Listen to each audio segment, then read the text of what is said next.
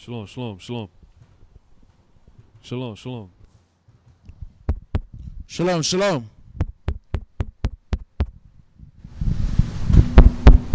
Shalom, shalom. Shalom, shalom.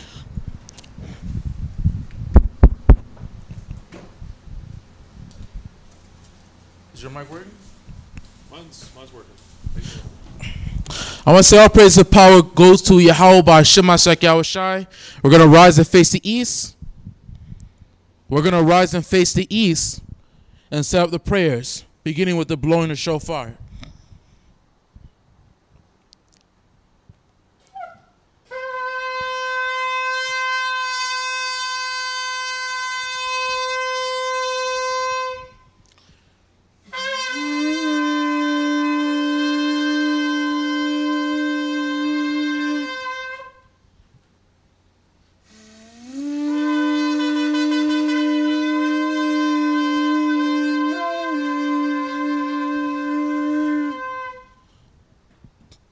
Hallelujah. Hallelujah. Who's the power? Yahweh's the power. Who's the power? Yahweh's the power. Ba'ashem. Yahweh Shai. Ba'ashem. Yahweh Shai. The blessing of Shabbat. Repeat the Hebrew only. The blessing of Shabbat. Blessed be Yahweh in the name of anointed Yahweh Shai. They give us a Shabbat in peace. Barak for Yahweh. Rakata Yahweh. Ba'ashem Asak Yahweh Shai. Hashem Mashak Yahweh Shai. How honor for an hour. Allah Tanah. How Shabbat. Shabbat. Ba'shalom. Shalom. Blessed be Yahweh in the name of anointed Yahweh Shai. That give us the law. Barak for Yahweh. Rakata Yahweh. Ba'ashem Asak Yahweh Shai. Hashem Mashak Yahweh Shai. How honor for an hour. Allah Tanah. How Farah. Torah. Blessed be Yahweh in the name of anointed Yahweh Shai. That give us the light to see. Barak for Yahweh. Rakata Yahweh. Ba'ashem Asak Yahweh Shai. Hashem Mashak Yahweh Shai. How honor for an hour. Allah Tanah. How war.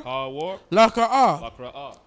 Blessed be Yahweh in the name of anointed Yahweh Shai. That give us the ram's horn to call the people. Barak for Yahweh. Rakata Yahweh. Ba'ashem Asak Yahweh Shai. Hashem Mashak Yahweh Shai. How honor for an hour. Allah Tanah. How war. War. How yo. Ayel. Quran. Goran. Laka'ah. Lakra'ah. Ha'ain. Bye. Blessed be Yahweh in the name of anointed Yahweh Shai. That give us the olive oil to anoint Israel. Barak for Yahweh. Rakata Yahweh. Ba'ashem Asak Yahweh Shai. Hashem Mashak Yahweh Shai. How honor for an hour. Allah Tanah. Hashaman. Hashaman. Zayaf. Ayat. Lamashak. Yasha Allah. Bahashem. Amasyak. Yahweh Shai. Thawara. Famyad. Aman. Psalms 121 in the English, the blessing of the Shabbat. Psalms 121. I will lift up mine eyes. I will lift up mine eyes unto the hills, from whence cometh my help. My help cometh from the Lord, which made heaven and earth. You will not suffer thy foot to be moved. He that keepeth thee will not slumber. Behold, he that keepeth Israel shall neither slumber nor sleep. The Lord is thy keeper. The Lord is thy shade upon thy right hand. The sun shall not smite thee by day, nor the moon by night. The Lord shall preserve thee from all evil. He shall preserve thy soul. The Lord shall preserve thy going out and thy coming in from this time forth, even forevermore. Ba'ashem Hamashak Yahushai, Tawaratam Yad, Aman. Aman. Hallelujah. Hallelujah. Hallelujah. Hallelujah. Who's the power? Yahweh's the power. Who's the power? Yahweh's the power. Ba'ashem. Yahushai. Ba'ashem. Yahushai. Psalms 92 in the English, the blessing of the Shabbat. Psalms 92.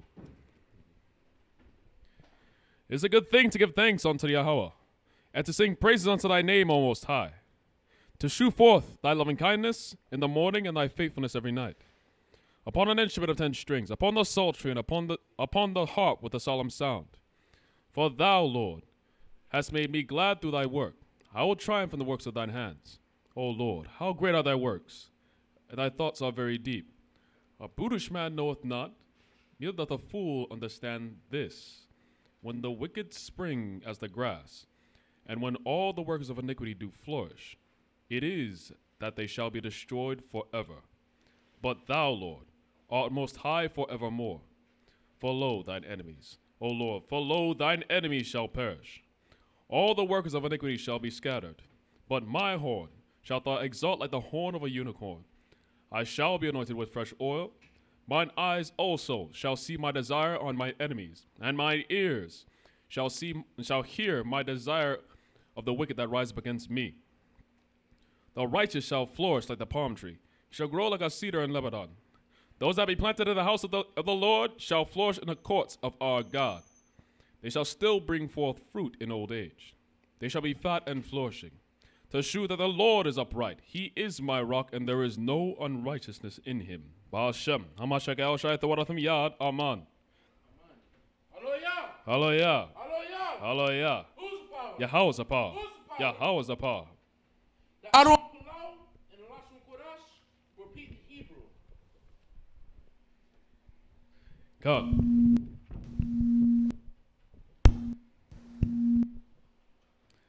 Abana. Abanawa. Shabbat Shamayim. Bashmai. Kodash. Haya. Shamka. Yahweh. Malakot Ka. Taba'a. Ratazaika. Haya. Aisha. Barataza. Kawa. Haya. Bashamayim. Latadana. Lachom. Kawom. Wasalakna. Chabawathna. Kazalakna. Chabawathnawa. Wala'a. Tabaina. Barasai one. Abo. Hawashai nawa. Mayan. Rai. Kaya. Laka. Hamalakwa. Wala. Watai Parath. Wabalamyam. Bashem. Hamashak.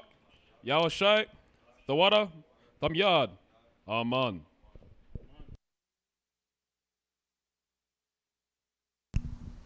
Psalms 92, the book of St. Matthew, chapter 6, verse 9.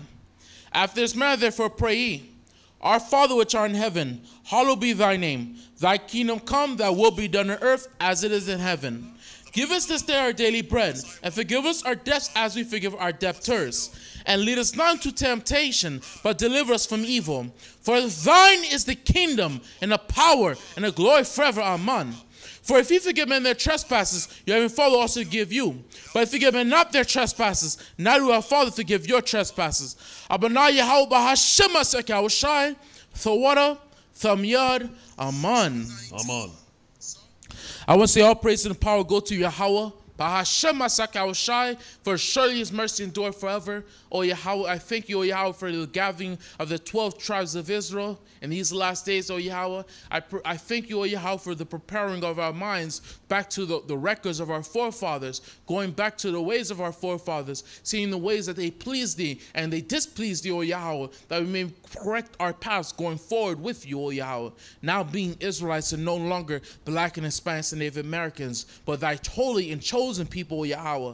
I pray unto Yahweh that you may forgive us for any transgressions to any of the 12 tribes of Israel across the four corners of this earth, O Yahweh. Because as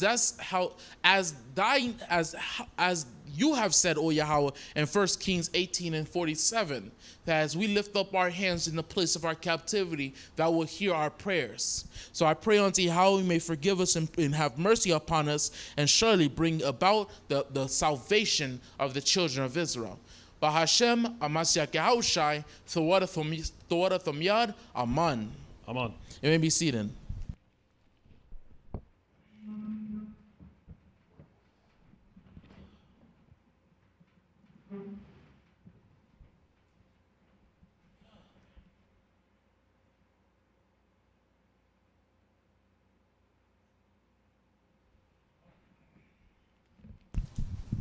Hallelujah. Hallelujah. Who's the power? Yahweh is the power. Who's the power? Yahweh is the power. So I want to say all praises and power go to Yahweh by Shema Yahushai. I want to thank the Heavenly Father for another week we've made it through this captivity, another week closer to our salvation and our deliverance. So let's start off with Colossians chapter 3, verse 17. Colossians chapter 3, verse 17. And whatsoever ye do in word or deed, do all in the name of Amashak Yahushai, giving thanks to power and Abba by him. So whatever we do, we have to give all praise to the power of Abraham, Isaac, and Jacob, for surely his mercy endure forever. Right? Officer Barzo, you're going to take the place on the computer. He's going to take his place as a reader up here. So read Colossians chapter 3, verse 17 once more.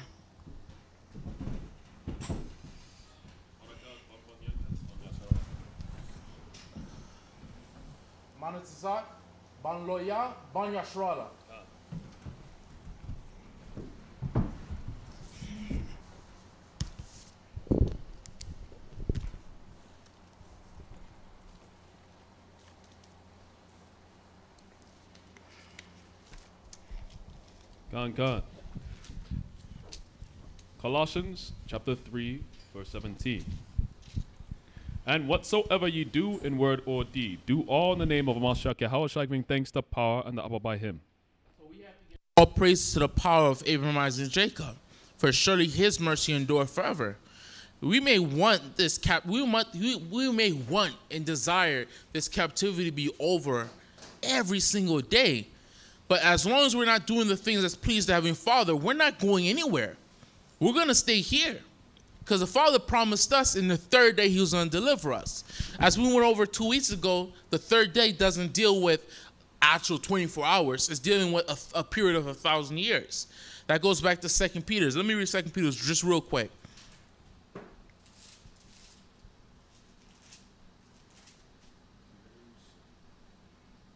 Hold on 1 second. I think it's 2 Peter 3 and 4.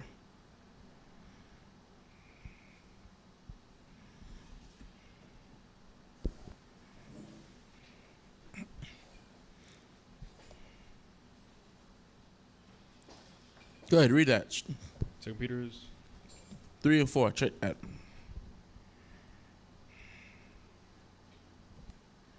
Second Peter's 3 and 8. That's what it was. I always forget to confuse them too. gone. 2 Peter chapter 3, verse 8. But, beloved, be not ignorant of this one thing, that one day is with the Lord as 1,000 years, and 1,000 years as one day. So when the Father told us he was in deliverance to the third day is not dealing with 24 hours, it's dealing with 1,000 years. 0 to 1,000 is 1. 1,000 to 2,000 is 2. 2,000 to 3,000 is 3. So we're living in the third day right now. It's 2022. We are literally living in the millennium that the Father will deliver us and will be living within his sight. But it's always upon us. It's depending on us. What are we going to do? Are we going to keep these commandments so the time may be cut short, like Yahushua said? Or are we going to wait until it's 2029, 99 a year before 3,000? 27 and 7. Right. Are we going to wait, or are we going to keep these commandments so we can finally see these prophecies be fulfilled? We already see what's going on with Russia and Ukraine. We already see the plans that they have to implement this new world order, right? So what are we going to do? But we have to keep these commandments, right? I want that scripture. Give me that. The time to be cut short for the elect's sake.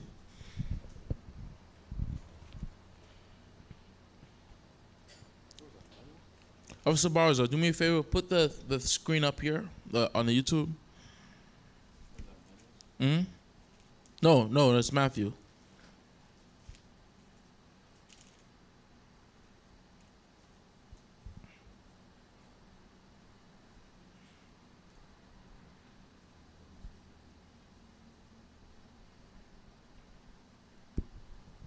You don't know what, right? Gone. Matthew's, all praise to the Most High. Matthew chapter 24, verse 22. And except those days be shortened. What did it say? And except those days be shortened. So it's repeating what was spoken of in Hosea chapter 6. That in 2 days he's going to revive us. In the third day, we're going to live in his sight. So read that scripture one more time. And except those days be shortened. Except those days be short. Read on. There should no flesh be saved. What did it say? There should no flesh be saved. Except those days be short, there will be no. Read one more time. And except those days should be shortened. There should no flesh be saved. No flesh to be saved. That's dealing with now. If we look around what's going on today, there's so much evil and wickedness that's polluting this earth. It's in an all-time high. There's no other period of time it was like this. Right? We got homosexuality on the rise, ruling, right? Homosexuality is completely the norm. If I can be honest, heterosexuality is abnormal now. You know what I mean? Heterosexuality is abnormal. Huh? What you said? No, I'm an abnormal now. Heterosexuality is abnormal now in 2022. A man to say that he loves his woman and he doesn't want to lay down with no man, that actually can put you in prison. Right. It's right. cause for debate. Right, it's cause for debate. Right? The minute you say something like that along those lines, now you offended somebody. Right? Read that scripture one more time. Con. Oh, and I think I got a precept for that one. Uh-huh. And except those days should be shortened, there should no flesh be saved. Uh-huh. Except those days be short, there'll be no flesh to be saved. I think there's some more on that. Read on. But for the elect's sake. Read one more time. But for the elect's sake. One more time. But for the elect's sake. But for the elect's sake. So now the question is, who's the elect? Who is the elect? That's the question. Officer Barzo, you got that? Huh?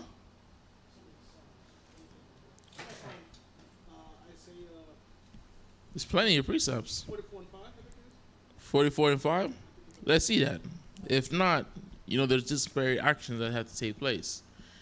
You said 44 and 5? Read that. Not that one. Huh? Not that one. Now, you should have just read it anyway. God. Read 45 and 4. That's what it was. 45 and 4. Uh-huh. For Jacob my servant's sake. Uh-huh. And Israel mine elect. One more time. And Israel mine elect. And Israel my elect. So Israel as a whole is God's elect.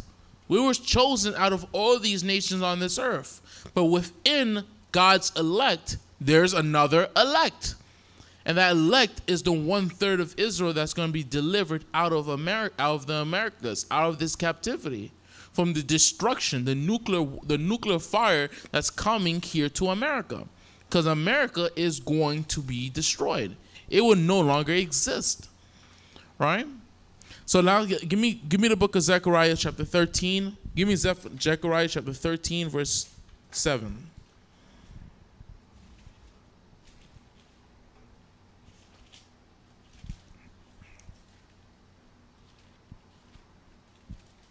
Mm-hmm. Gone. Zechariah 13, verse 7. Awake, O sword, against my shepherd. 13 and 8. I wanted to get to the point. Mm-hmm. And it shall come to pass that in all the land, saith the Lord, 2 parts therein shall be cut off and die, but the 3rd part shall be left therein. Actually, you can start from 7. I think it would be better. Awake, O sword, against my shepherd, and against the man that is my fellow, saith the Lord of hosts. Smite the shepherd, and the sheep shall be scattered. So who was the shepherd? The shepherd was Christ. The shepherd was Christ. When he got smitten, when he got crucified, when our king was crucified, what happened? In 60 AD, our people was kicked out of the land. We was forced into exile, out of the land, fleeing to every part of the earth.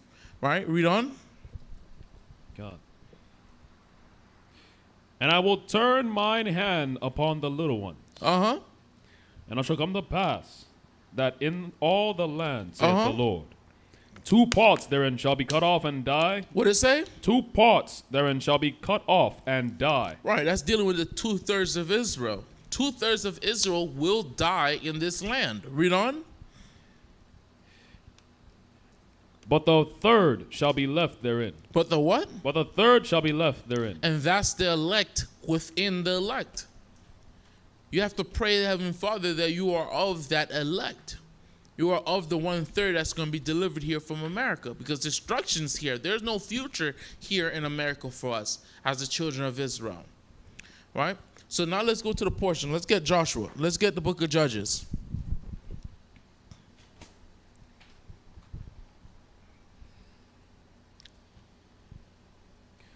Judges chapter 7, verse 7.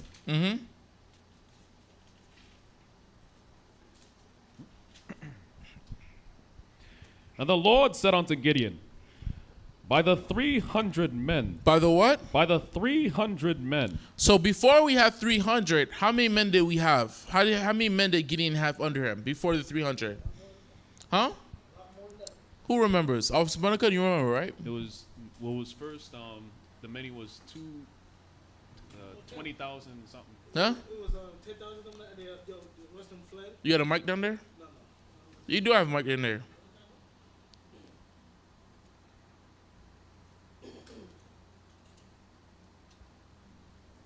Men. It doesn't work? It was working last week. Mm-hmm. It was 10,000 men. The officer said it. It was 10,000 men. Before he had this 300, it was 10,000 men.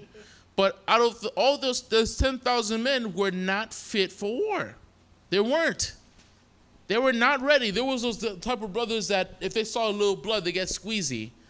Yeah, get queasy. Get queasy. See a little drop of blood, you start getting queasy. Can't stand, knees start shaking. All right? These guys had to go home. Right? To show these men were not fit for war, the Lord said what? Bring them all to a watering pool. Bring them all to a pool. Right? And whoever comes to the pool and they start lapping the water up with their hands, they're showing that they're fit for war. They got one foot on the ground, their knee on the ground, their foot on the ground, and they're bringing the water to their mouth, showing that they're fit for war, right? That when they are at war, they're always keeping their mind ready to strike and fight. But the other guys, they were laying down their whole belly on the ground, dripping their whole head into the water because they were so thirsty. Oh, Gideon, why you got us marching for so long? Don't you see how hot it is, Gideon? Right? So these guys showed themselves not ready and prepared for war. So these 10,000 had to go home. Right? Prior to them, it was 22,000 that got sent home of their own free will. And the reason why they chose to go home because they were a capital C letter, capital C word. What was it? Say it. What were they? One more time? One more time? Cowards. They were cowards. And cowards are an abomination. Right? Get that. Let's keep going. Because we're going to touch that coward thing. Get that. Gone. Mm-hmm. And the Lord said unto Gideon, by the 300 men that lapped, I will save you. Uh-huh. And deliver the Midianites into thine hand. And let all the other people go every man unto his place. So the people took victuals in their hand, and their trumpets. And he sent all the rest of Israel every man unto his tent, and retained those 300 men. And the host of Midian was beneath him in the valley. And it came to pass the same night that the Lord said unto him, arise, get thee down unto the host, for I have delivered it into thine hand. Mm-hmm. But if thou fear to go down, go thou with Phorah, thy servant, down to the host. And thou shalt hear what they say, and afterward shall thine hands be strengthened to go down unto the host. Then went he down with Phorah. Wait, what verse you at? 11. Verse 11, read verse 11 one more time. And thou shalt hear what they say. Right, so the whole point so far, you're at verse 11, right? Gone. So far, right now, the Lord is telling Gideon, go down, sneak in amongst their tents, and go listen to what they're going to say. When you hear what they say, this is what's going to strengthen you. This is what's going to give you a fire. This is what's going to make you realize, finally, I'm with you. And if I'm with you, who can be against you? Right? So Gideon needs to hear this. Right? Let's see what happens. Read verse 11. And afterwards shall thine hands be strengthened to go down unto the host. Wait, read that one more time. And afterwards shall thine hands be strengthened to go down unto the host. So last week, who remembers what kind of man Gideon was? Gideon was a weak man. He was a feeble man. When you pay attention to the context and how he was talking to the angel that spoke to him, the angel told him, yo, you're a mighty man. You're a man of valor. Go and save your people. He said, how am I going to do that? How's that possible? All right, let's actually read that real quick. Give me the book of Judges, chapter 6 and 15. Judges chapter 6, verse 15. And he said unto him, Start from verse 12. verse 12, Uh-huh. and the angel of the Lord appeared unto him and said unto him, the Lord is with thee, Uh-huh. thou mighty man of valor. So this is what the angel is saying to Gideon off rip. This is the first time he starts speaking to him, and this is the first line of conversation that he has with Gideon. You're a man of valor, right? Read on. Jump down to verse 15. No, 14. Read 14. Yeah. And the Lord looked upon him and said, go in this thy might, and thou shalt save Israel from the hand of the Midianites. Have I not sent thee? Uh-huh. And he said unto him, O my Lord, wherewith shall I save Israel? What did he say? O my Lord, wherewith shall I save Israel? This is the speech of a feeble and weak man. He has no confidence in his own ability. He can't perceive himself actually doing what the angel said. Go save Israel. What? And how am I supposed to do that? Right? Read on. Behold, my family is poor in Manasseh, Right? So now he's showing that he has no money. Right? Read on.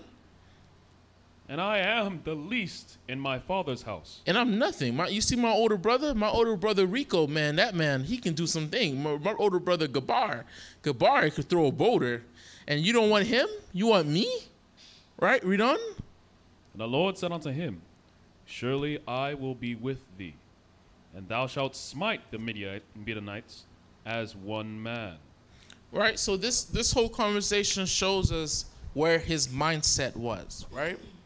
But by the time we get to Judges 7:11, the Lord is telling Gideon when he hears what these men are saying about him in the tent, then finally he's going to become exactly what the angel said to him when they first met, that he's a mighty man of war. Right? Comment. Isn't this similar to like David, where outwardly people thought he was nothing, but the Most High made him something, versus Gideon, who thinks he's nothing, but the Most High said, no, you are something. You just gotta believe in yourself. Versus David was like, he did what the Most High said. I mean, it looked small, but it was mighty already. He knew it. It's the same thing. I don't know if they heard you or not. I think you have to find a mic. I want to make sure they hear your questions or your comments. Right? You sure it's not working? They were using it last week. Is there a battery or anything in it? Turn it on. Hold on 1 second. Shalom, shalom, Hold on. shalom, shalom. Let's pick up your mics. Say something. Shalom, shalom, shalom. If you can hear me, say shalom. One of these was to turn on. Shalom, shalom, shalom. No, I don't hear it. It's not coming up. And then you just got to use camp voice. They're fine. So repeat what you said one more time. Camp voice. No. Let him use camp voice first. Go ahead. So with David was perceived to be a small person, but he had great stature because of his actions. He believed in the Most High and he did what he was told. Versus with Gideon, he's not sure of himself. He thinks of himself as very small, but even the angels acknowledge that he's a mighty man, but he doesn't believe in himself. So it's almost like an inverse when it comes to those two people. You see a different opposite of how they thought of themselves versus what other people thought of them. That's actually a powerful perspective. Let's give this brother a powerful hand.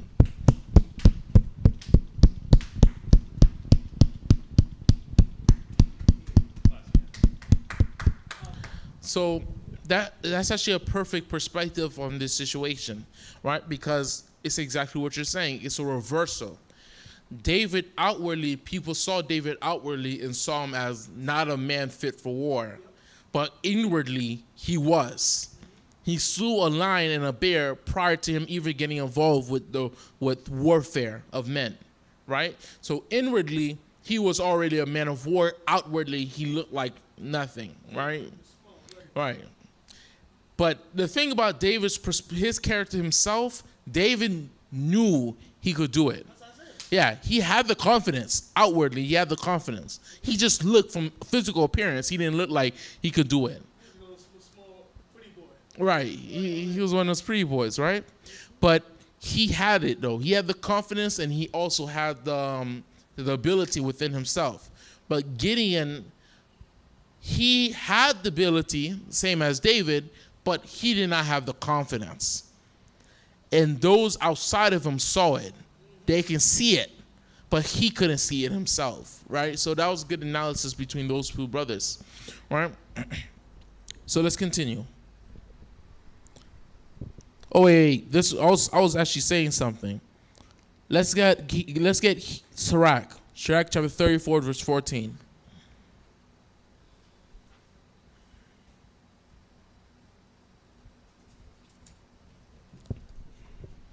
Sirach, chapter 34, verse 13. Uh-huh. The spirit of those that fear... Actually, read that in here. Read it in the GNT. Read another translation. I like the way they translate it here. Sirach 34, verse 14. Uh-huh. Fear the Lord, and you will have nothing else to fear. What it say? Fear the Lord, and you will have nothing else to fear. Uh-huh. If your trust is in him, you will never act like a coward. What it say? You will never act like a coward. One more time. You will never act like a coward. You will never act like a coward.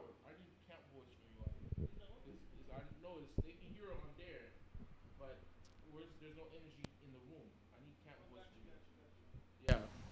So read that verse one more time. Fear the Lord, and you will have nothing else to fear. If your trust is in him, you will never act like a coward. One more time. If your trust is in him, you will never act like a coward. You'll never act like a coward if your trust is in the Heavenly Father, right? So as long as Gideon put his faith and trust in the Father, he will never behave as a coward. A coward is disgusting. We don't permit cowards in Israel. We don't permit cowards to go to war. Cowards are not weak men. Cowards are those who are not only physically, mentally, but also mentally and spiritually weak, right? They could be, because the thing is actually I'm wrong about that. The thing about a coward is that you can be big, you can be tall, you can be muscular, you can have the big beard and all. You can say Barak fell by Shema Sarkawashai, the loudest in the room. But when it's time to put your hands to the plow, when it's time to go shed blood for your people, you're the first one to run and go home.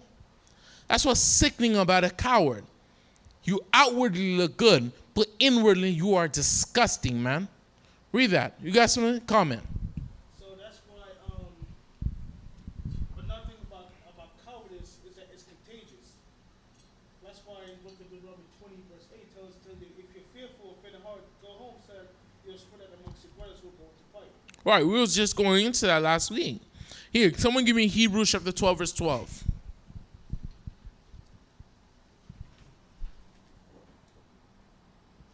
Hebrews chapter 12, verse 12. Unless he can use with camp voice, I need it as loud as possible. This is the book of Hebrews, chapter 12 and verse 12. Uh-huh. Wherefore, lift up the hand. Sorry. Here. Wherefore, lift up the hands which hang down, and the feeble knees. Here. This is the book of Hebrews, chapter 12 and verse 12. Wherefore, lift up the hands which hang down, and the feeble knees. The what? And the feeble knees. And the feeble knees. That's exactly what we're supposed to be doing.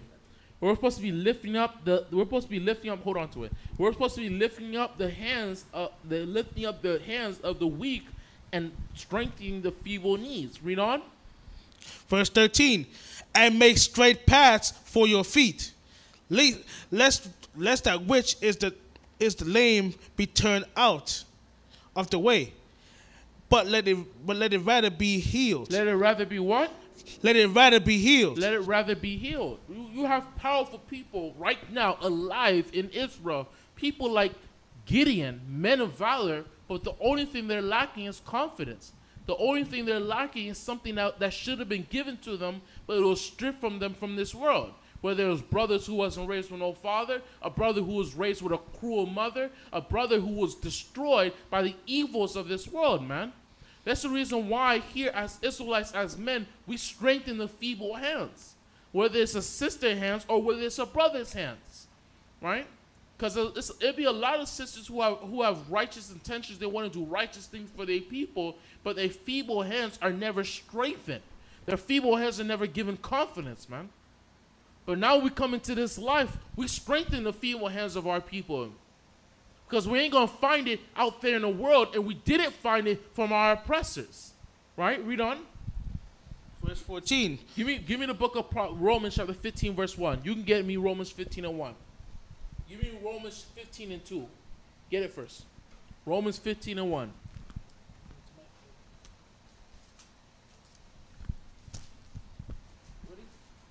Yeah. You got Romans 15 1? Yes. Go ahead. This is the book of Romans, chapter 15, verse 1. Let me see the Bible. No, you're fine. Go ahead. I want to make sure they hear you. Go ahead. I'll come close. This is the book of Romans, chapter 15, verse 1. We then that are strong ought to bear infirmities of the weak. Keep going. Keep going, yeah. And not to please ourselves. Read it one more time. We then that are strong ought to bear the infirmities of the weak, and not please ourselves. There's some brothers who come into this truth, and these brothers are just strong, man. Strong. Maybe no beard, but no height, no physical strength. But these brothers are strong, man. They want to give their lives to their people. They will die for black and Hispanic people, man. These guys are naturally born strong from the Most High God. And with all that strength that you have, you give it to the feeble hands. You give it to the weak and feeble knees of our people. That strength and that beauty wasn't given to you for no reason. Right? Read that one more time. Book of Romans, chapter 15, verse 1. This is the Spirit of Christ right here. Read on. We then that are strong ought to bear the infirmities of the weak, and not please ourselves. One more time. And not to please ourselves. And not to please ourselves. I'm pretty sure amongst all the schools out there, amongst all our brothers and sisters, there's many Gideons out there. Whether it takes the form of a sister or whether it take the form of a brother. There's many Gideons out there. This is the lesson that we should learn from Gideon's story. This is what we should examine from this type of brother, because they exist right now. The scripture teaches there's nothing new under the sun. So if there was brothers like this back then, there should be brothers and sisters like this right now. Right?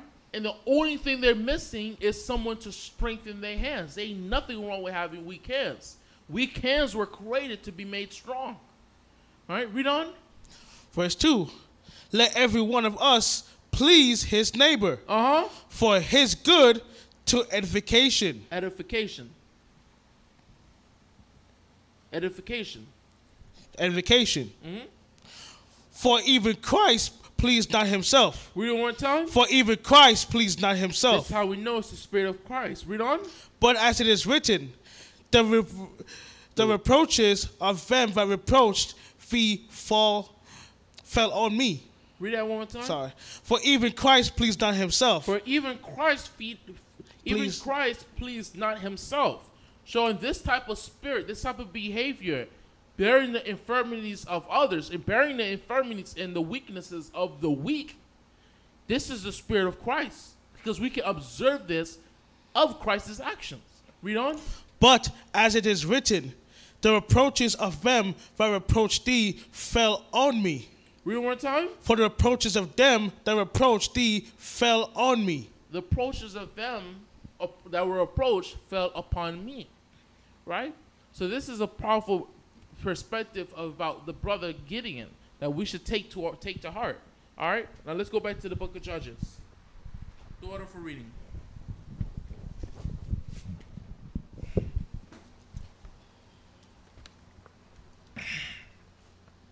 Hey, shalom, shalom, family. Shalom. All praise to the Most High for all the brothers and sisters watching us on live. I pray many brothers leave a like on the page because it makes it easier for brothers and sisters to find the video, right? So I pray many brothers leave a like on the page, and you can donate if you feel willing to. If the Spirit comes upon you, donate as much as you can. As much as possible. As much as possible. Huh? What you said? Donate as much as you can or as little as you can. Right. Donate as much as you can and as little as you can, because we'll surely put it to use for this work. Right? Read on. Judges chapter 7, verse 7. And the Lord said unto Gideon, by the 300 men that lapped I will save you, and deliver the Midianites into thine hand. And let all the other people go every man. You're verse 11. 11? Yeah. God. And thou shalt hear what they say. And afterwards shalt thine hands be strengthened to go down unto the host. Then went he down with Phurah his servant unto the outside of the armed men that were the host. Mm-hmm. And the Midianites and the Amalekites and all the children of the east lay along the valley like grasshoppers for multitude. And their camels were without number, as the sand by the sea for multitude. And when Gideon was come, behold, there was a man that told a dream unto his fellow, and said, behold, I dreamed a dream, and lo, a cake of barley bread tumbled into the host of Midian, and came unto a tent, and smote it that it fell, and overturned it, that the tent lay along. And his fellow answered and said, this is nothing else save the sword of Gideon the son of Joash, a man of Israel. For into his hand hath God given and God delivered Midian and all the host. And it was so, when Gideon heard the telling of the dream and the interpretation thereof, that he worshipped and returned into the host of Israel and said, arise, for the Lord hath delivered into your hand the host of Midian. Gideon no longer needed any more signs.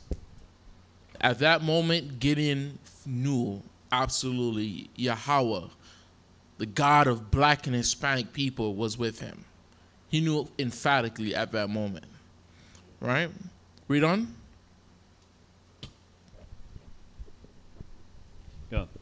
And he divided the 300 men into 3 companies, and he put a trumpet in every man's hand, with empty pitchers, and lamps within the pitchers. And he said unto them, look on me, and do likewise. And behold, when I come to the outside of the camp, it shall be that, as I do, so shall ye do. When I blow with the trumpet, I and all that are with me, then blow ye the trumpets also on every side of the camp, and say, the sword of the Lord and of Gideon. Right. So read verse 19 one more time. 18. 19. I didn't read 19. Oh, it's Salakia. It says the same thing again on 20. That's why I thought you jammed down. Go ahead. When I blow with the trumpet. No, you can read 19. I thought you just read 18. No, I didn't read 19. You said go back to the one that I read, but you said 19. Salakia, my bad. Then you can read. You can go on and continue. It's my fault. When I blow with the trumpet, I and all that are with me, then blow ye the trumpets also on every side of the camp, of all the camp, and say, the sword of the Lord and of Gideon. So Gideon and the 100 men that were with him came unto the outside of the camp in the beginning of the middle watch, and they had but newly set the watch. And they blew the trumpets. What did they do? And they blew the trumpets. One more time. And they blew the trumpets. Uh-huh. And break the pitchers that were in their hands. This is what you call flashbang. Ancient flashbang.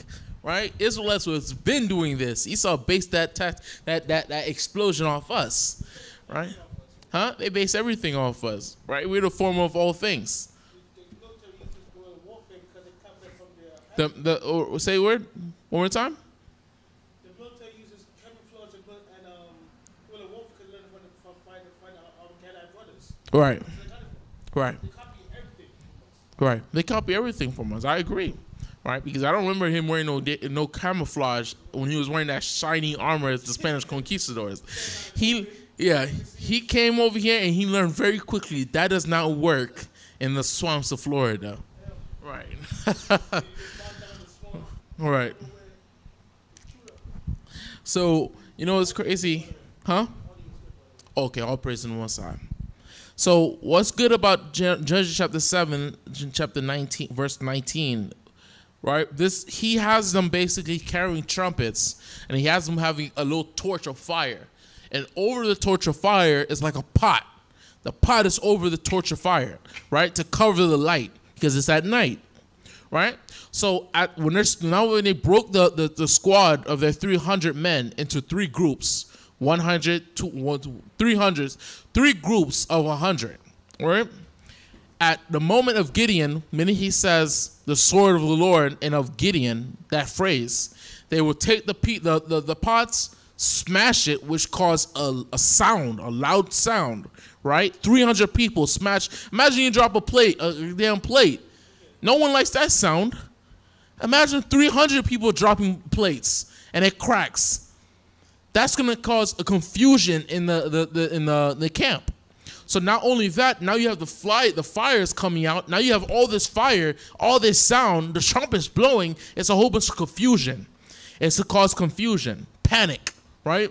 What's going on? Fire? What?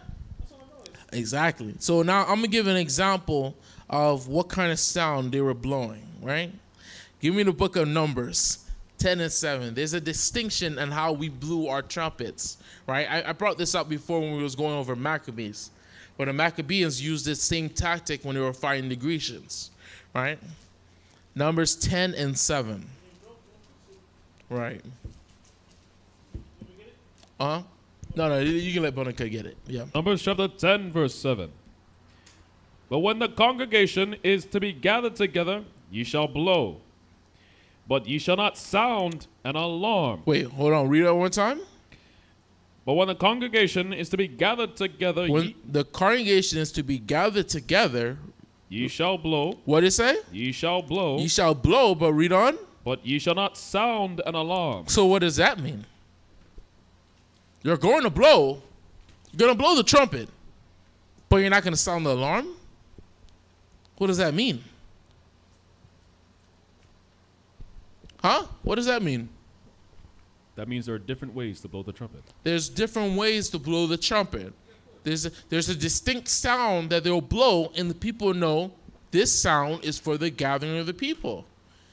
But there's another distinct sound in how they blow it to let people know, yo, there's a nation of people that's coming up against this city. Or there's a band of people, there's a nation of people that's coming up against our country. Prepare yourselves for war. Right? So let's keep going. Let's see. And the sons of Aaron, the priests, shall blow with the trumpets, and they shall be to you for an ordinance forever throughout your generations. And if ye go to war in your land against the enemy that oppresseth you, then ye shall blow an alarm with the trumpet. What did it say? Then ye shall blow an alarm with the trumpet. So this is different from what verse 8 said. Verse 8 says what? You're going to blow the trumpet, you're going to blow to gather the people, but you're not going to sound the alarm.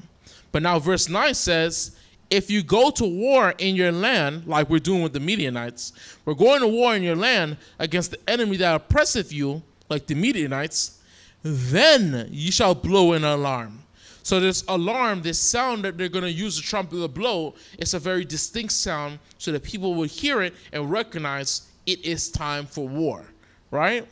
Let's keep going. And ye shall be remembered before the Lord your power. You can drop that. Jeremiah 4:19, last verse, and let's give the example. Jeremiah 4:19, where it's actually called that, the alarm of war, Give me Officer Barzal. Can you give me the shofar right there? Jeremiah chapter 4, verse 19. Mm-hmm. My bowels, I am pained at my very heart. Right. My heart maketh a noise in me. I cannot hold my peace, because thou hast heard, O my soul, the sound of the trumpet, the alarm of war. The alarm of what? The alarm of war. The alarm of war. Right? So Gideon is blowing the alarm of war. So I'm going to give an example on why this had the people in panic. Right? First off, Officer Bunnicud, go ahead.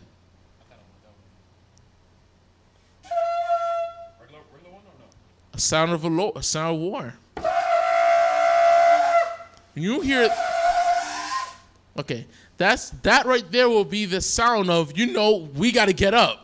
Some Edomites are about to run into our city and try to kill us. We got to pick up our swords and fight. All right, it's gonna be like.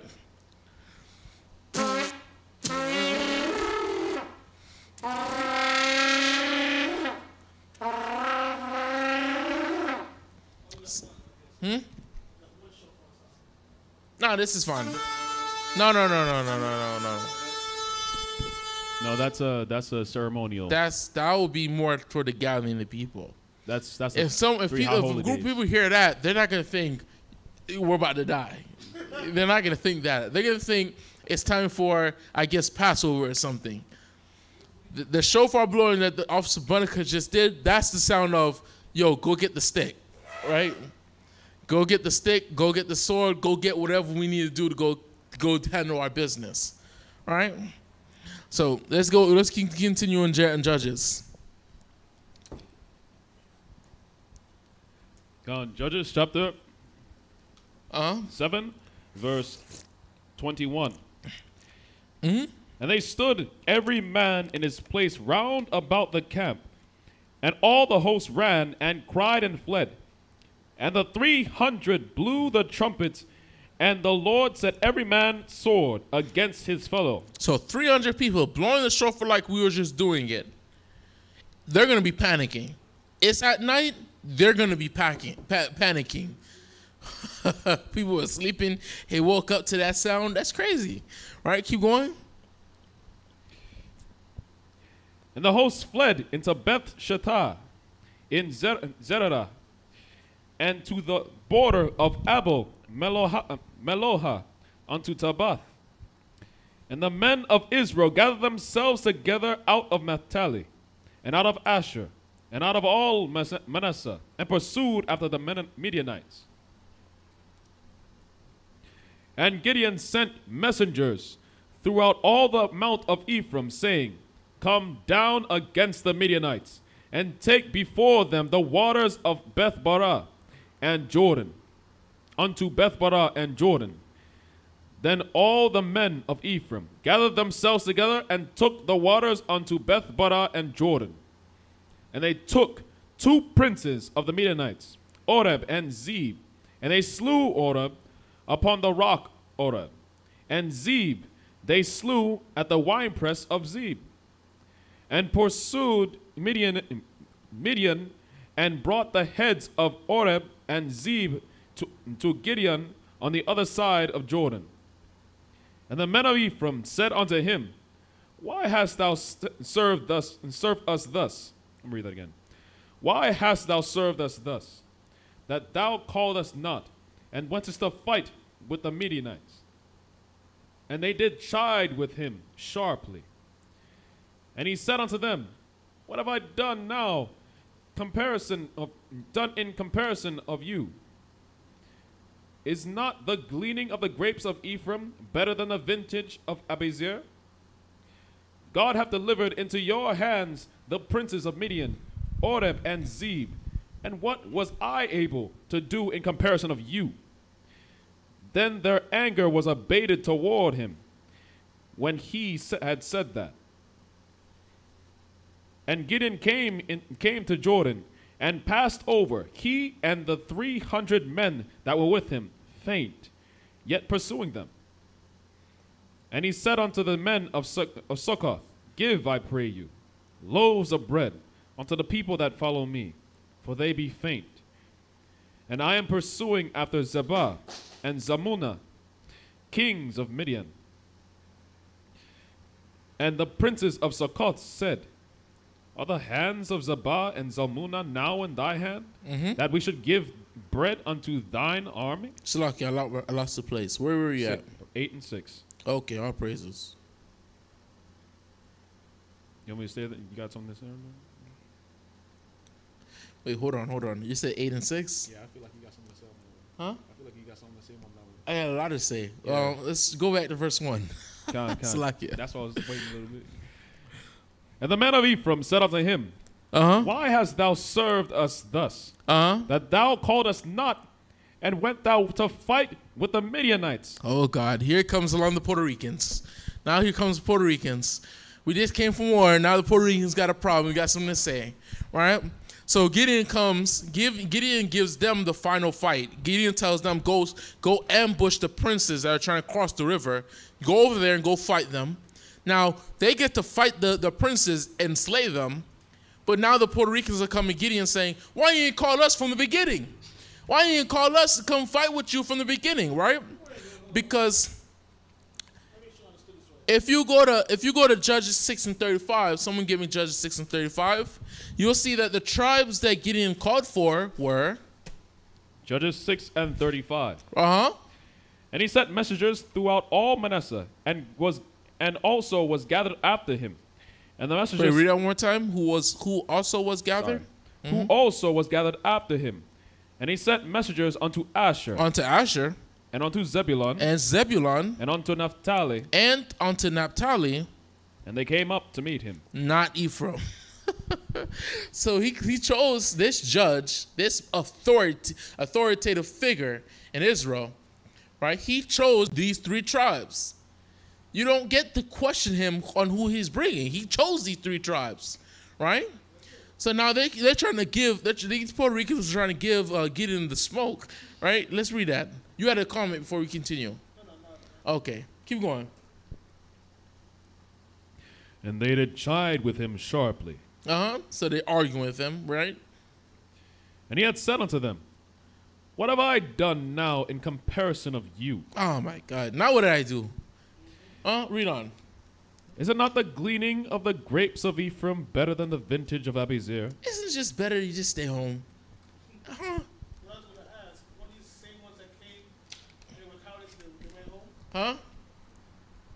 I'm not sure. I don't remember if they were a part of the 22,000. I don't think so, though. That's what I was trying to make. What are the same ones that came and left? No, they weren't them.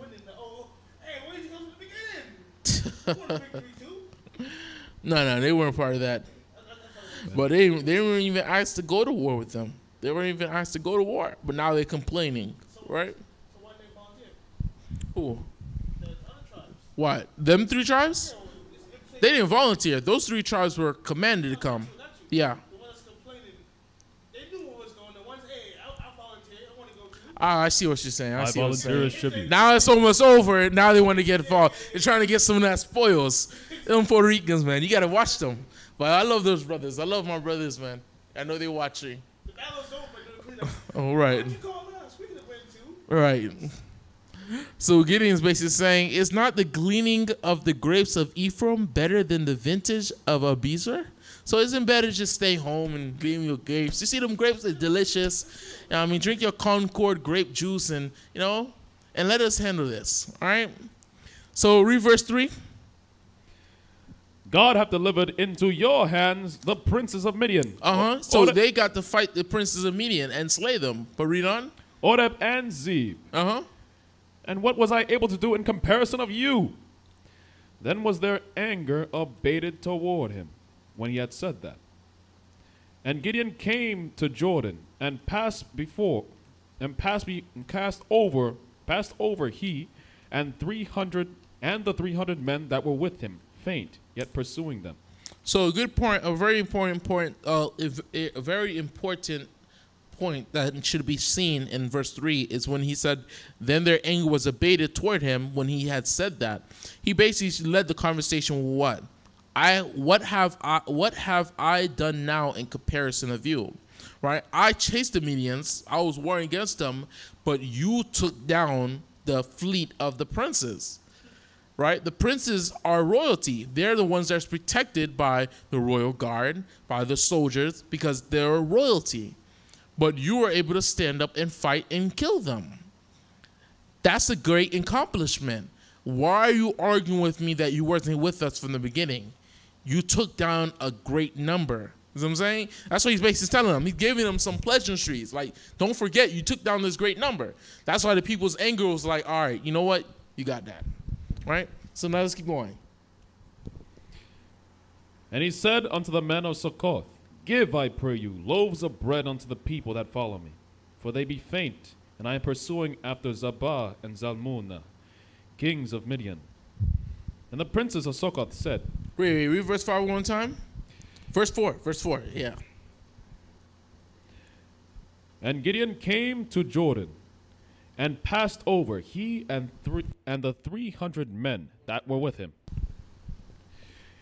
And Gideon came to Jordan, and passed over, he and the 300 men that were with him, faint, yet pursuing them. And he said unto the men of Succoth, Give, I pray you, loaves of bread unto the people that follow me. All right, so think about this. His men, his 300 men, just 300, are hungry. They've been warring all of this time, chasing these Midianites and killing them. They're tired.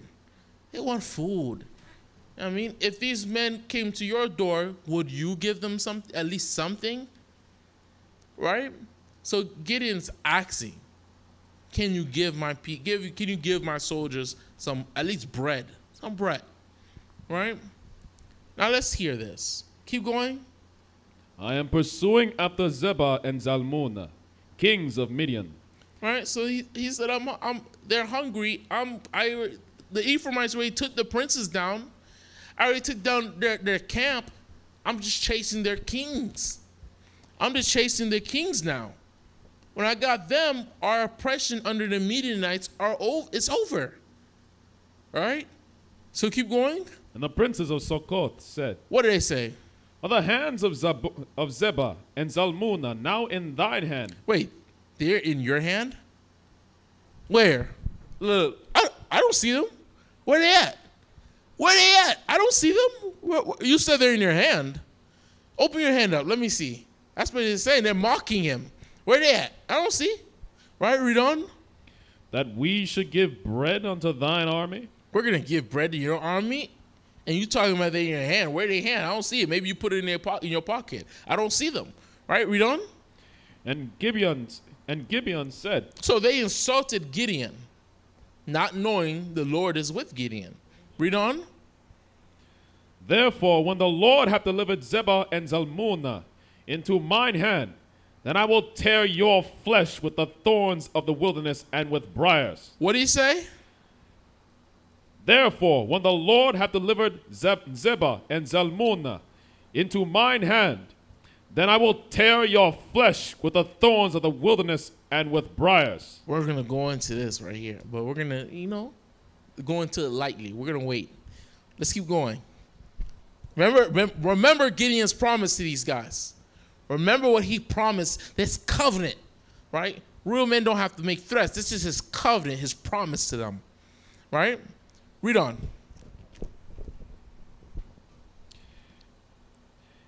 And he went up thence to Penuel. And spake unto them likewise. Right, so this is another city. Succoth and Penuel are both in the territory of Gad, right? Manasseh, right now, Gideon's on the other side of the Jordan. He's chasing these Midianites, right? So both these territories belonging to these Gadites, these Native Americans, they both disrespected Gideon, right? Read on. And the men of Penuel answered him as the men of Succoth had answered him.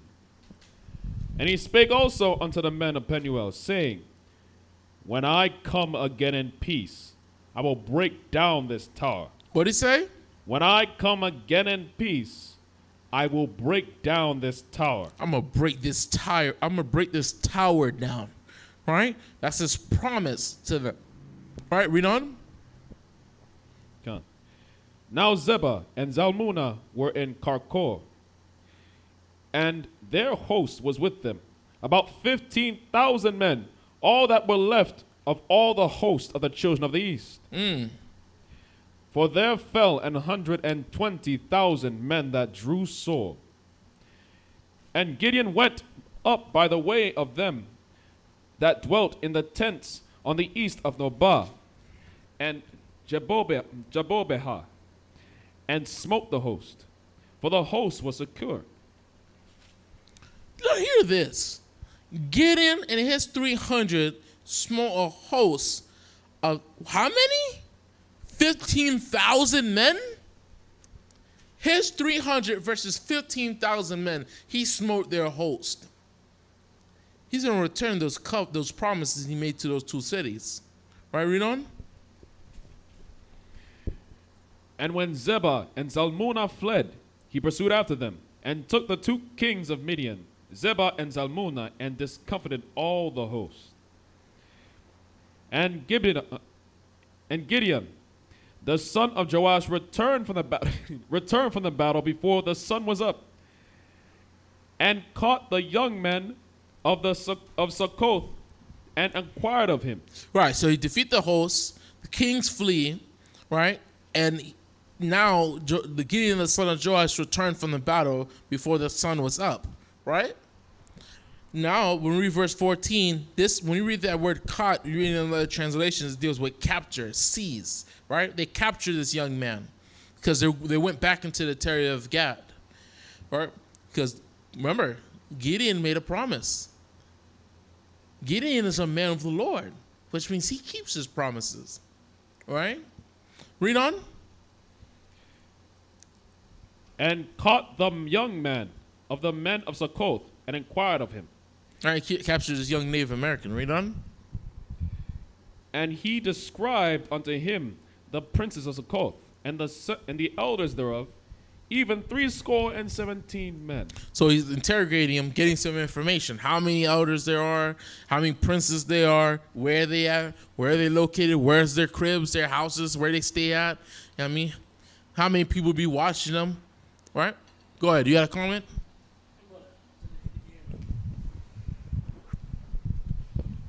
Okay, so for my question, because I don't know the full history of this, how much time has passed since Adam one approached him to now he's slain 15,000 men like it's nothing with 300 people? How much time passed? Yes. From when he slayed the 300 go versus the 15,000? He started his career as a warrior for the Most High to now he's slain 15,000 men. How much time has passed? Because that's a big change.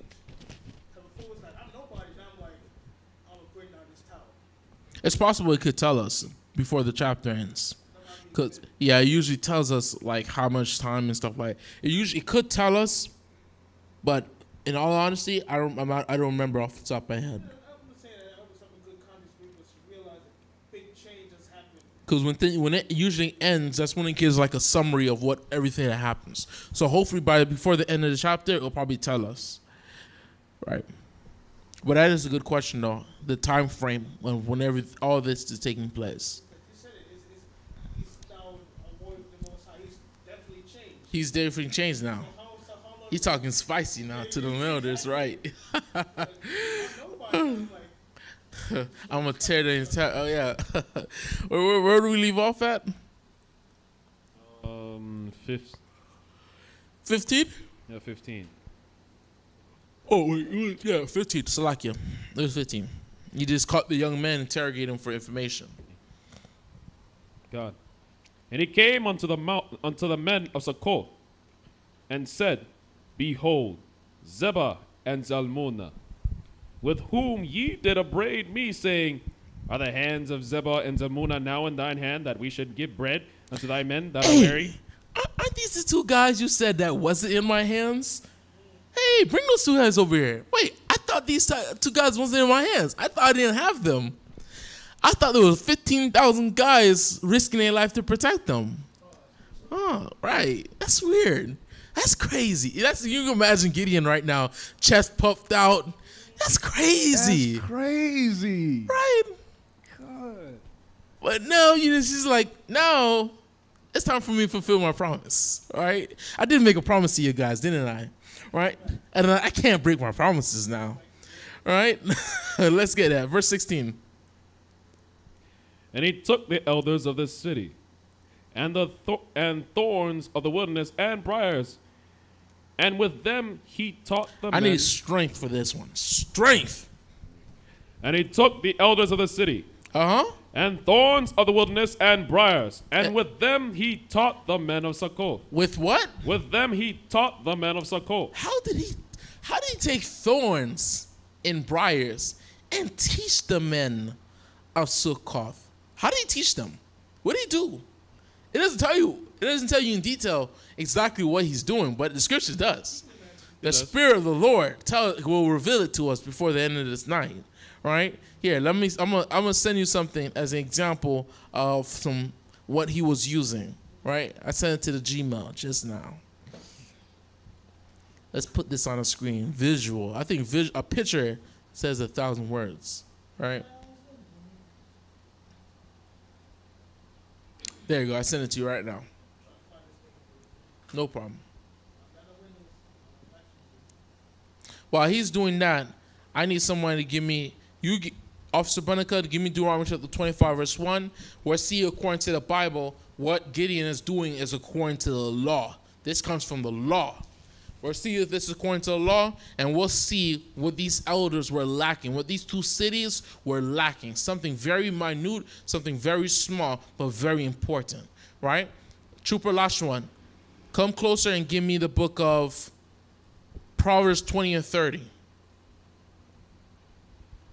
Whoever's first. Deuteronomy chapter 25 verse 1. Uh-huh. If there be a controversy between men, and Read they it slowly. Read it again. Read it slowly. If there be a controversy between men, and they come unto judgment, that the judges may judge them, then they shall justify the righteous and condemn the wicked. And it shall be, if the wicked man be worthy to be beaten. Right. So if there's a problem, there's an issue between brothers, and it's a strife, and it's something that has to be brought up between the judges. Well, guess what? What happens when the person you're having a strife with is the judge? The person you're having a problem with is the judge. All right? Read that one more time. Read 25 and 1. If there be a controversy between men, and they come unto judgment, that the judges may judge them, then they shall justify the righteous and condemn the wicked. Right? So they're going to condemn the wicked. The evil in this whole situation is those two cities who lacked something as important as mercy and compassion. They lacked it. Prior to the Lord sending an angel to speak to Gideon, the children of Israel were living in caves, hiding from the Midianites, while the Midianites were destroying their crops and their vineyards. So you have old women and old men and children sleeping in caves while being oppressed by these Midianites. And Gideon, being the one man that the Lord chose to stand up and fight for their people, fight for his people, they lacked compassion and mercy for him and his 300 men. Right? That's a problem. That's why, according to the law, this was a problem. They had a problem with Gideon. Right? And they had mockery to give him. Read 25 and 2. You put the image up? Zoom that image up a little more. And it shall be. You can't? No problem. But they can see it, though. You share the screen? And it shall be. No problem. If the wicked man be worthy to be beaten. What did it say? We verse 2 one more time. And it shall be, if the wicked man be worthy to be beaten. What shall he be? Be worthy to be beaten. He's worthy for something. You can either be worthy for righteousness, or you can be worthy for this. Worthy of a beat down. Right? Read on. That the judge shall cause him to lie down and to be beaten before his face according to his fault by a certain number. By a certain number. And this is according to the law, brothers and sisters. These elders and princes, and it doesn't matter what rank and position and status you are in the nation, you are worthy for a beatdown if necessary. These elders and princes were worthy of a beatdown, and they got it. They got it with thorns and briars. Where's you got the picture up there, right? All right, no problem. I thought there was a button for it. All right, keep going. 40 stripes. How many? 40 stripes. 40 stripes. Read on. May be given him. He may give him, and not exceed lest he should exceed and beat him above these with many stripes, then thy brother should seem vile unto thee. Right? It's not about the sense of hate. It's not because they hate the elders or the princes, but they hate the fact that they don't have no mercy or compassion. This was a problem. So they had, you can't put it on the screen at all? It's all right. You can take it off. They can use their imagination. Children of Israel have a colorful imagination, right? You got us back on the screen because I don't see us.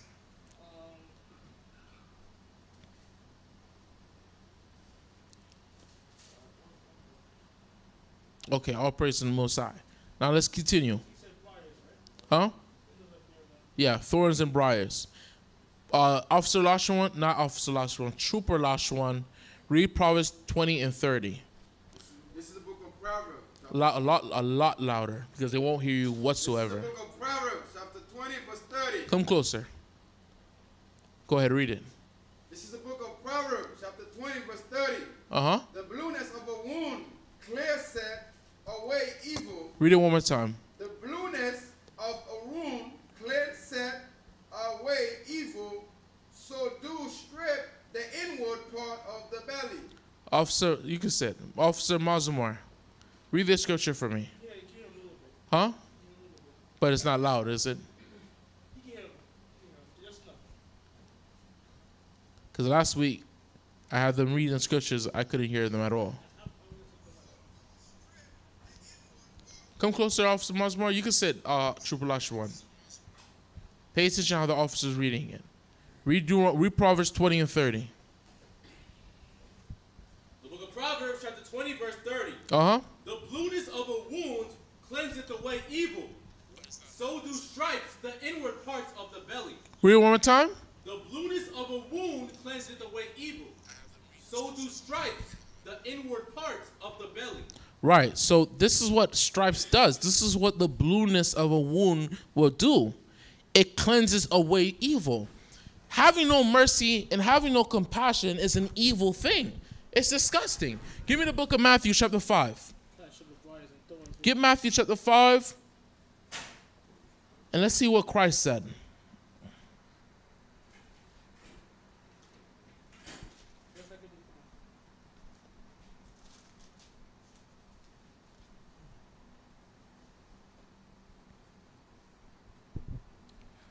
Matthew chapter 5, verse 7. There you go. Blessed Yeah, are the you know what I want. Blessed are the merciful, for they shall obtain mercy. Read one more time.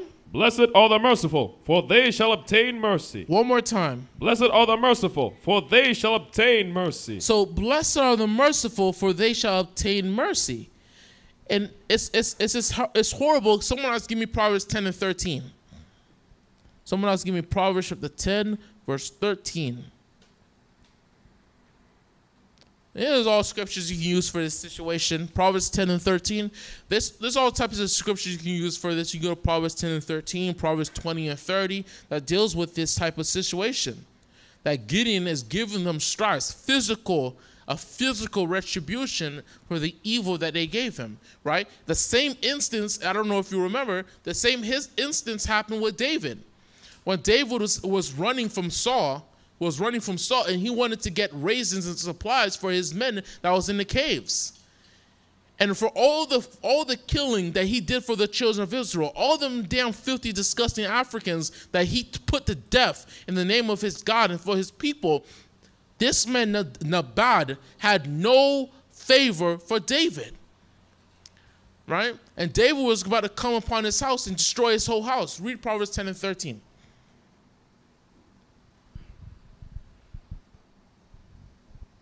Yeah, come closer, yeah.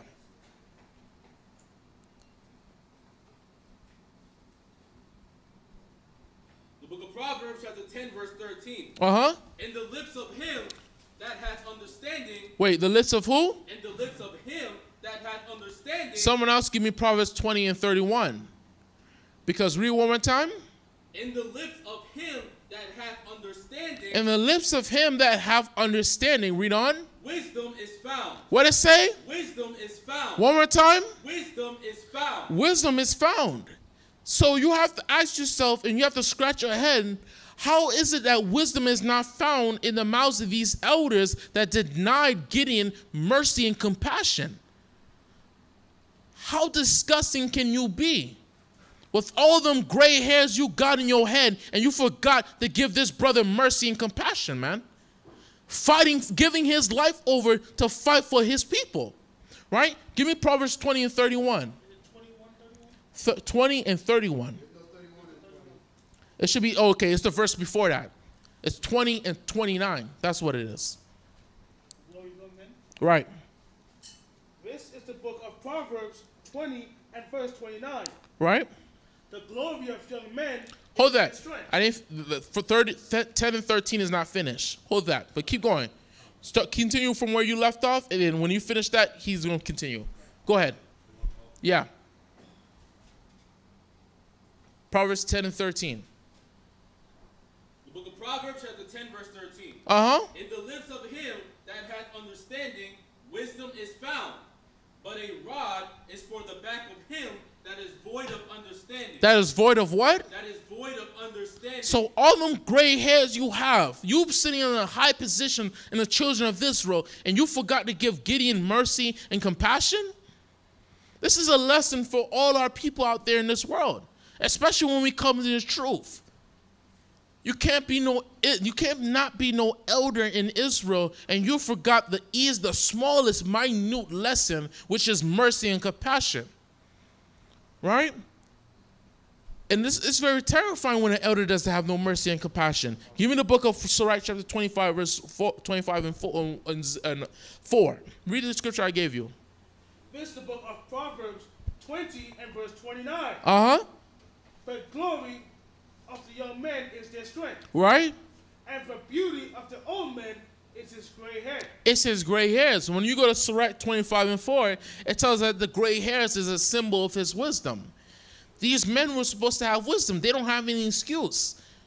They had a long life. They had plenty of experiences. And one of their experiences is seeing the evil that the Midianites were doing to their people. And Gideon being in the midst of putting an end to that, they had no mercy and compassion for them. Right? Read on. Uh-huh. Proverbs 3 and 3. Right. Read that. Sirach chapter 25, verse 4. Uh-huh. Oh, how comely a thing is judgment for gray hairs, Uh-huh. and for ancient men to know counsel. Right? And how comely is the wisdom of old men, and understanding and counsel to men of honor. Right. Just because you're old and you're weak and your arms are feeble does not give you no excuse to have no mercy, no compassion. And the same way Gideon's character is how there's people just like Gideon alive today. It's the same way there's elders alive right now that's exactly like these elders right here in these scriptures. That lack all mercy and compassion. What's your precept first? Proverbs chapter 3, verse 3. Uh-huh. Let not mercy and truth forsake thee. One more time. Let not mercy and truth forsake thee. Uh-huh. Bind them about thy neck, write them upon the table of thine heart. Right. Precept. This is the book of Job 32 and verse 9. Great men are not always wise. What it say? Great men are not always wise. Gray hairs does not make you wise. Read on. Neither do age understand judgment. You being old doesn't mean you understand judgment. You being old does not mean you will have mercy and compassion, man. It doesn't mean you understand. You can open this book and break down nothing. You need mercy and compassion, right? The minute things in this scripture. If you're missing these minute things, then it's nothing. Your gray hairs don't mean a damn thing, right? So now let's go back to Judges. I remember years ago when I first read that. I'm like, all that he's doing for his people, and you don't got no mercy for him? You can't give him no bread? He's not even asked for wine. He's not even asked for clothes, garments, and he should be able to, and he should get it.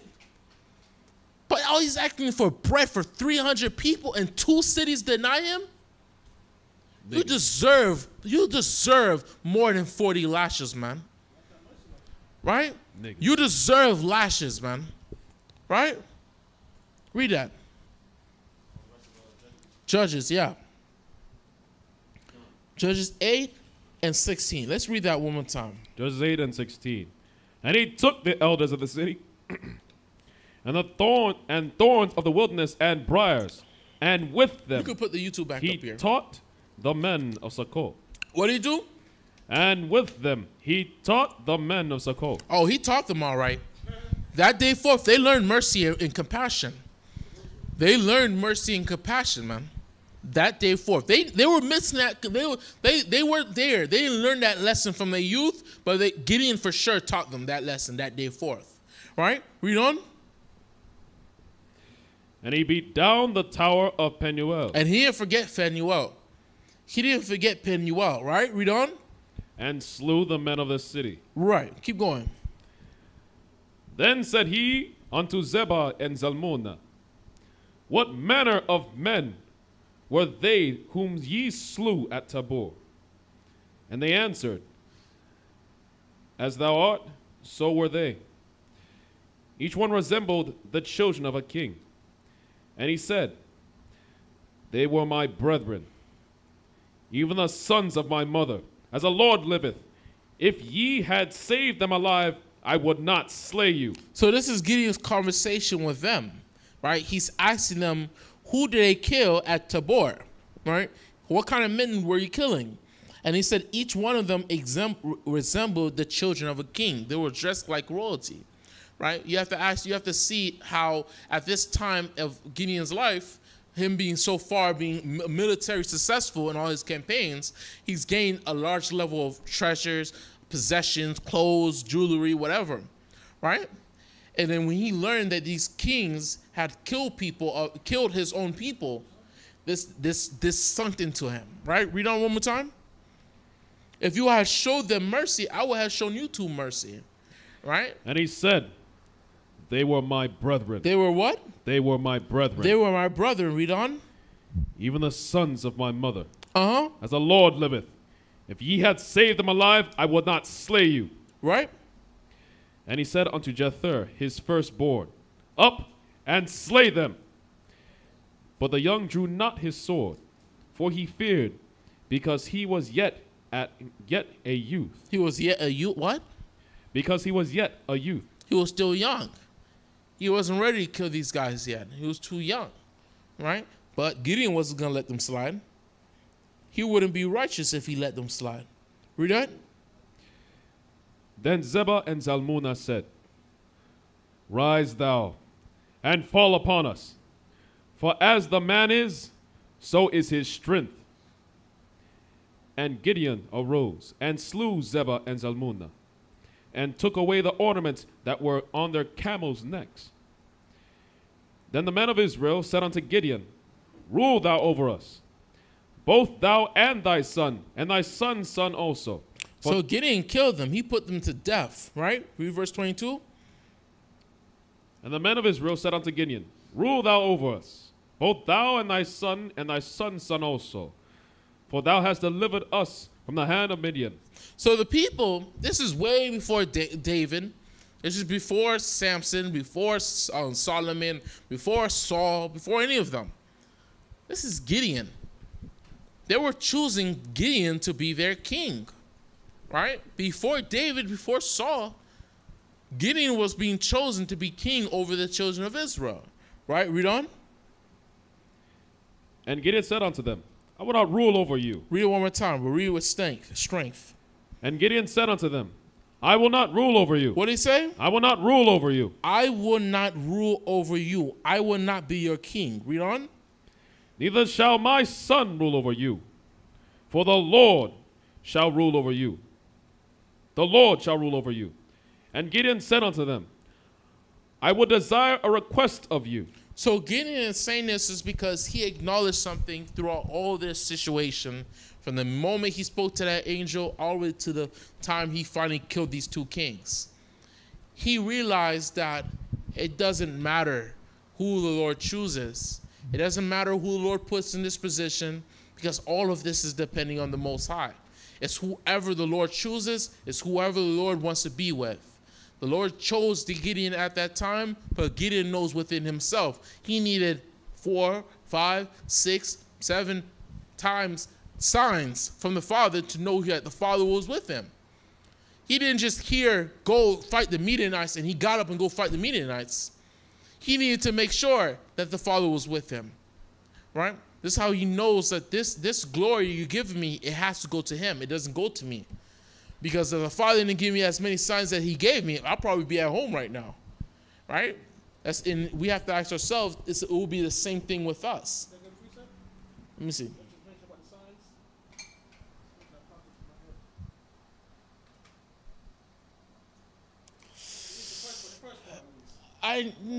You don't want, not now. It's too late now. It would probably be better if you had used it way earlier. You just said it needed a sign. Huh? You just said it needed a sign, so he's like getting my head. Yeah, but that should have been put up last week though. Let's keep going. Go on. And Gideon said unto them, Oh? I would desire a request of you, that you would give me every man's earrings of his prey. For they had golden earrings, because they were Ishmaelites. And they answered, we will willingly give them. And they spread a garment, and it cast therein every man his earrings of his prey. And the weight of the gold earrings that he requested was 1,700 shekels of gold, beside ornaments and collars and purple raiment that was on the kings of Midian, and besides the chains that were about the camels' necks, their camels' necks. And Gideon made an ephod thereof. What did he make? And Gideon made an ephod thereof, He made an ephod, a breastplate. Read on. and put it in his city, even in Ophrah. And all Israel went thither and whoring after it. What did they do? And all Israel went thither and whoring after it. They started this off with idolatry. They're ending this with idolatry again. Read on. Which thing became a snare unto Gideon and to his house. Onto what? And to his house. And onto his house. So we're going to see later on how this is playing out as a snare to his house, right? Because all the people are getting used to going to his house to see this golden breastplate, seeing how the Lord was with him on defeating their oppressors, right? Read on. Thus was Midian subdued before the children of Israel. So that they lifted up their heads no more. And the country was in quietness 40 years in the days of Gideon.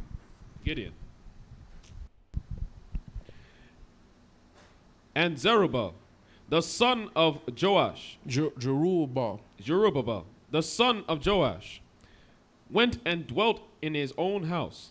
And Gideon had 70 sons of his body begotten, for he had Who knows how much 70 sons are? Huh? 70 sons. Hallelujah. Keep going. For he had many wives. Uh-huh. And his concubine that was in Shechem, she also bare him a son, whose name he called Abimelech.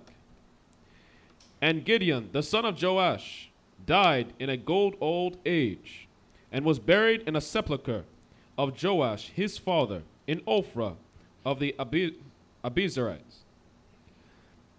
And it came to pass, as soon as Gideon was dead, that the children of Israel turned again and went a whoring after Baalim, and made Baal-berith their god. And the children of Israel remembered not. How soon? And it came to pass, as soon as Gideon was dead. One more time, how soon? As soon as Gideon was dead. As soon as the nigga was dead. Excuse my language. As soon as the Hispanic was dead. They went a whoring. Right? Read on. And the children of Israel remembered not the Lord their God, who had delivered them out of the hands of all their enemies on every side. Neither shewed they kindness to the house of Zerubbabel, namely Gideon, according to all the goodness which he had shewed unto Israel. Mm-hmm. And Abimelech, the son of Zerubbabel, went to Shechem unto his mother's brethren, and communed with them, and with all the family of the house of his mother's father, saying, Speak, I pray you, in the ears of all the men of Shechem. What verse you at? 2, 9 and 2. Mm-hmm. Speak, I pray you, in the ears of all the men of Shechem, whether is better for you, either all the sons of Zerubbabel. Remember Shechem, we spoke about this before when we was coming into the land with Joshua. Shechem plays historical value. It has a lot of historical value. What tribe is Abimelech coming from? What tribe does Abimelech come from? We're talking about him right now. And it's funny that his name is Abimelech. Abimelech means my father is king, but Gideon denied being king. So that's funny, right? But Abimelech, what tribe is he? Who's his father? What tribe is Gideon? Huh? No. Nah, What tribe is he? Manasseh. One more time? Manasseh. He's a tribe of Manasseh. Who's Manasseh's father? No. He needs to go back into training. Who's Manasseh's father? You both need to go back to training. Who is Manasseh's father? Joseph. Joseph is Manasseh and Ephraim's father. So, Shechem holds historical value. We'll see it play on later on and even now. Because Abimelech is choosing Shechem to go to take it and to basically encourage them to make him their ruler, right? But why does Shechem hold historical value is because not only is this the city that Joshua had inheritance over, he lived in, he gave the final address. He came from the tribe of Ephraim, which is under the house of Joseph. Joseph's bones are buried here, which is the father of Abimelech's forefather, right? So this has a historical value to him. It has historical value to Jeroboam, right? So Shechem has value. It has a lot of value. And we see it playing on, we see it has value here and going onward, right? So let's continue. Speak, I pray you, in the ears of all the men of Shechem, whether is better for you, either that all the sons of Zerubbabel, which are 70 persons, reign over you. You want 70 Negroes to reign over you, or that one reign over you, or just one king, right? Just one ruler, one guy, right? Read on. Remember also that I am your bone and your flesh. Right. My mother, I'm pretty sure his mother was from Shechem. Right. His mother is from Shechem. His mother's from Shechem. So I'm your bone and flesh. I'm your relative. So who would you want to rule over you? So that's what Abimelech is doing. He's trying to get what the people was going to give Gideon to be king. Right? So I want to say, Bashem, Amasiak Yahushai, the word of Thamyad, Aman. Let's give a hand to the Most High.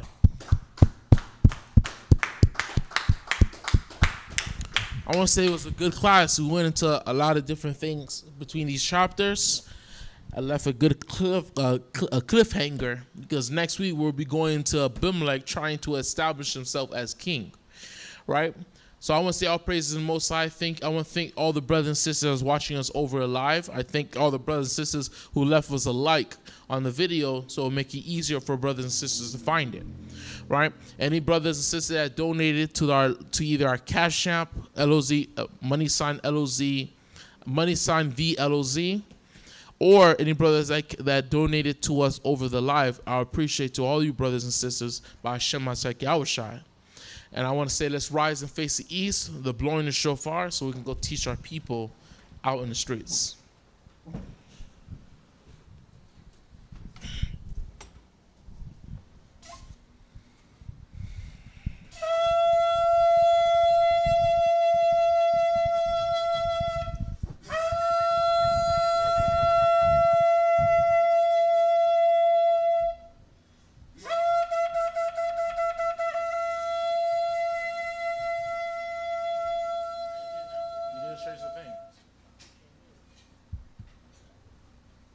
Don't you just press the slide?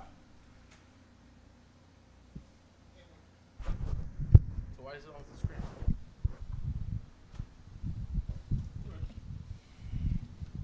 Hallelujah. Hallelujah. Who's the power? Who's the power? Yahweh's the power. By Hashem. Yahushai. By Hashem. Yahushai. Psalms 133 in the Lashon Kodash. Repeat the Hebrew. Go ahead and read it. Psalms 133 in the Lashon Kadash. Shayar. Shayar. Ama You can Iwat. turn it back over here. Adawad. Turn it back over here. Ana. Ma. Tawab. Wama. Nayam. Could have just changed Shabbat. Could have moved the thing. Akyam. Gam. Yachad. Kashaman. Shman. Hatawab. Atawam. Ail. Al. Haraash. Araash. Yarad. Yorad. Ail. Al. Hazakwan. Hazakwan. Zakwan. Zakwan. Aaron. Aharan. Shayarad. Shayran. Ail. Ail. Payab. Hayad. Marawathwa. Wafiwan. Katol. Katol. Karamwan. Karamwan. Shayarad. Shayrad. Ail. Ail. Haraya. Araash. Haraya. Arya. Tazayawan. Taziyawan. Kaya. Kaya. Sham. Sham. Tazawa. Tazawa. Yahweh. Yahweh. Ath. Af. Habaraka. Aberchad. Kayam. Hayam. Aid. Ai. Ha'aiwalam. Aiwam. Bashem. Bashem. Hamashiach. Mashiach. Yahushai. Yahushai. Dawada. Dam Yad. Yad. Aman.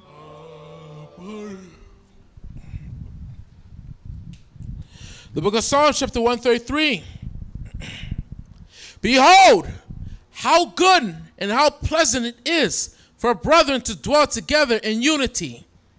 It is like the precious ointment upon the head that ran down upon the beard, even Aaron's beard that went down to the skirts of his garments, as the dew of Hermon, and as the dew that descended upon the mountains of Zion.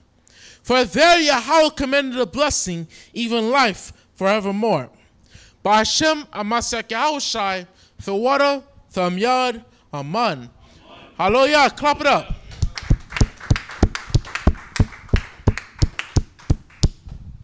So I want to say all praise and power go to Yahweh by Hashem, Amasak Yahushai. This is a powerful class. Tomorrow we'll be having the Shabbat service. We'll be leading from 12 p.m. to 3:30 p.m. So I pray for many brothers and sisters that's watching us in the live. You come in the spirit. You come keep the Shabbat service with us. We're located in 2937 Westboro Boulevard. Our doors will be open beginning at 11 p.m., starting with the Hebrew class that's led by our beloved brother Morey. So I want to say shalom to the nation of Israel. I'm Captain Yakazak Wala Hamatazak, and standing next to me is Officer Banakat. Shalom, shalom. Shalom Israel.